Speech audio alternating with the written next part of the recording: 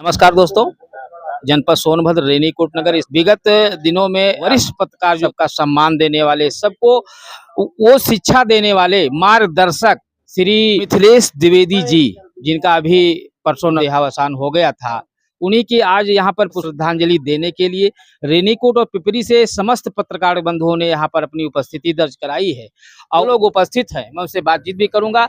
ईश्वर के चरणों में इनका गमन ये सभी लोगों के लिए दुखद है और सभी लोग इससे व्यथित भी है। क्या कहना चाहेंगे, इनके जो आदर्श कार्य जो थे, जिनके बल पर हम लोग आज भी कार्य कर रहे हैं, इसे शिक्षा लेकर के, क्या कहना चाहेंगे? देखिए, जनपद सोनभद्र में लगभग 5 दशकों से पत्रकारिता के क्षेत्र में निस्वार्थ भाव से और निष्पक्ष भाव से ये सेवा करते आए हुए हैं। आदरणीय मिथिलेश द्विवेदी जी बहुत ही व्यवहार कुशल, हंसमुख और अच्छे व्यक्तित्व के इंसान थे। उनकी क्षति की पूर्ति तो हमें नहीं लगता कि संभव हो सकेगा। उनके मार्गदर्शन में हम लोगों ने बहुत कुछ पत्रकारिता के क्षेत्र में कुछ लिखने पढ़ने सीखा है। ये बहुत ही अच्छे विचार के व्यक्ति थे, वो साहित्यकार भी थे, उनकी रचनाएं भी आती थी और जनपद में चाचा जी के नाम से उनको प्रसिद्धि मिली थी।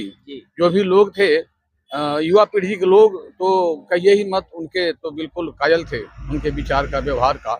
ऐसे शख्सियत का हम लोगों के बीच से जाना ये बहुत दुखद तो है ही, लेकिन मैं तो यही भगवान से विनती करूंगा कि वो अपने चरणों में इनको स्थान दें। हम उनके लिए श्रद्धांजलि अर्पित करते हैं।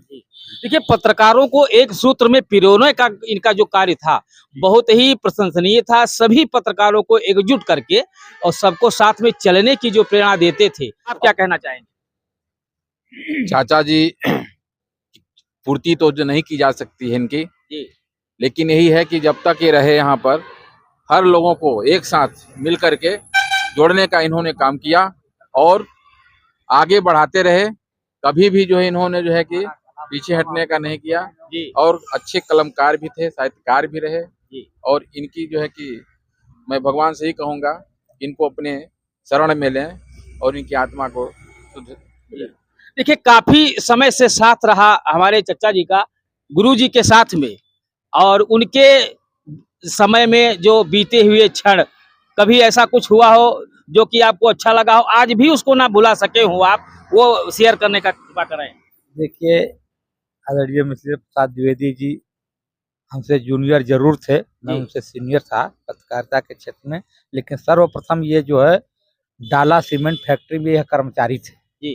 इसके बाद ही इन्होंने पत्रकारिता शुरू किया, लेकिन पत्रकारिता के क्षेत्र में इन्होंने ऐसे ऐसे कार्य किए, जैसे डाला में गोलीकांड जो हुआ और तमाम इस तरह की जो वहाँ के लोगों को सताया जाता था, सब अपनी बहुत बेलाग लेखनी इन्होंने चलाया और अपने पक्ष में तमाम पत्रकारों को इन्होंने पैदा किया, मतलब लेखनी पकड़ा करके उनको लिखना सिखाया और अपने साथ ये जोड़ते चले गए और ऐसा जोड़ा इन्होंने कि पूरे जनपद के पत्रकार इनको चाचा का संज्ञा दे दिए और ये चाचा जी के नाम से पूरे जनपद में प्रसिद्ध थे। और हर वर्ष इनका हम लोग पुण्यतिथि मनाते रहे हैं। अब भगवान मालिक है, देखिए आगे कौन लोग पुण्यतिथि मनाते हैं या नहीं मनाते हैं, लेकिन बहुत ही अच्छे व्यक्ति थे, सारे लोगों को एक सूत्र में बांध कर चलते थे, बहुत ही मृदभाषी थे, मिलनसार व्यक्ति थे, सबको जोड़ करके चलते थे। अब ये हम लोगों के अपूर्णीय क्षति हुई है इनके जाने से। मैं अपने तहे दिल से अपने मित्रों के साथ, अपने संगठन के साथ, भारतीय पत्रकार एसोसिएशन के बैनर तले मैं इनको श्रद्धा सुमन अर्पित करता हूं और कहता हूं कि ले लो नमन तुम्हारा, ले लो नमन हमारा, तुझे मिल गई वो मंजिल, टूटा मेरा सहारा। तो हम लोगों का सहारा ही चले गए हैं। अब ये देखना है कि अब इनके कार्यों को आगे बढ़ाने वाला कौन कलमकार आगे आता है। मृदुभाषी आदमी थे, लोगों को प्रेरणा इतनी अच्छी देते थे कि जो कुछ न करना चाहे तो भी कुछ न कुछ करना शुरू कर दे। इसलिए मैं इनको प्रणाम करते हुए मैं अपनी बाड़ी को विराम करता हूँ। देखिए, सभी लोगों ने अपनी सहभागिता निभाई है, आप बोले भी नहीं।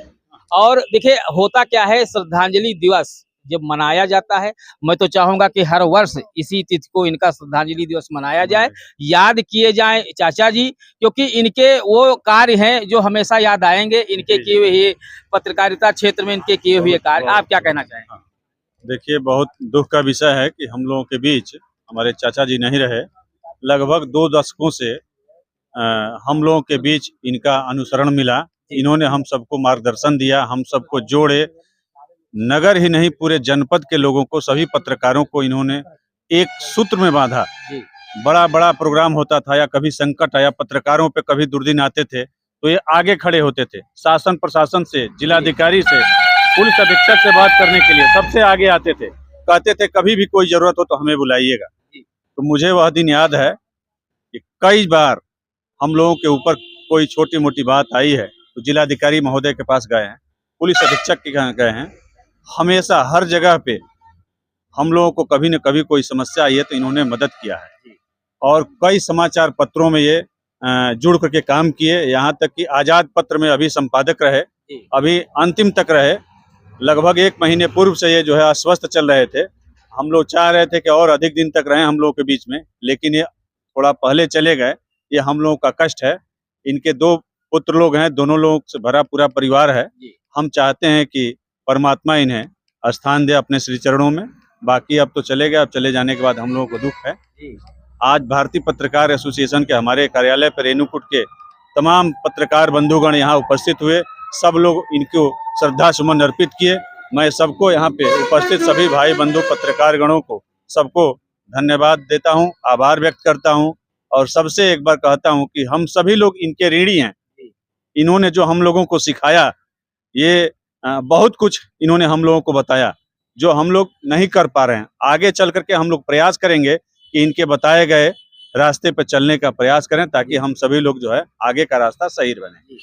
देखिए, सभी लोगों ने अपने जो है दुख की घड़ी में ये जो चाचा जी गए, सभी लोग व्यथित हैं और ऐसे में कामना करते हैं चाचा जी के आदर्श जो थे, उनकी जो शिक्षाएं थी, उन पर सभी लोग चलेंगे और सभी लोगों को याद आएंगे क्योंकि उनका ऐसा व्यवहार था। चाचा जी को प्रणाम करते हुए मैं संजय श्रीवास्तव, नमस्कार।